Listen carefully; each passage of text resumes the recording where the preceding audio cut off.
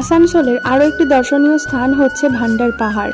এটাতে কিন্তু 320টি সিঁড়ি রয়েছে, আর সেই সিঁড়ি অতিক্রম করেই তারপরেই কিন্তু অমরনাথ শিব মন্দির। যাই হোক, সেখানে আমাদের যাওয়াটা হয়নি, অবশ্যই নেক্সট বার যাওয়ার চেষ্টা করব। তো ওইখান থেকে আমরা গাড়ি নিয়ে চলে এসেছিলাম মা কল্যাণেশ্বরী মন্দিরে। সেখান থেকে আর কি একটা বাটা কেনার জন্য আমরা চলে গেলাম সবাই মিলে দোকানে। তো দোকান থেকে প্রথমেই আমাদের দিয়ে দিল গঙ্গার জল, তো সেটাকে হাতে নিয়ে মাথাটাতে ছিটিয়ে নিলাম। তারপরে এখানে কিন্তু আমাদের পুজোর ডালা কিন্তু এখানে সাজিয়ে দিচ্ছিল সুন্দরভাবে, ফুল দিয়ে, ধূপ দিয়ে, ওর মধ্যে কিছু প্রসাদও ছিল। এই যেহেতু প্রথমবার এখানে আসা, তাই ভাবলাম মায়ের পুজোটা দিয়েই ফেলি। আসানসোল শহরের একটি বিখ্যাত দর্শনীয় স্থান হচ্ছে মায়ের কল্যাণেশ্বরী মন্দির। এই মন্দিরটি বরাকর নদীর তীরে অবস্থিত, আর এই জায়গাটি আসানসোল থেকে প্রায় 20 কিলোমিটার দূরে এবং মাইথন নদীর খুব কাছেই অবস্থিত।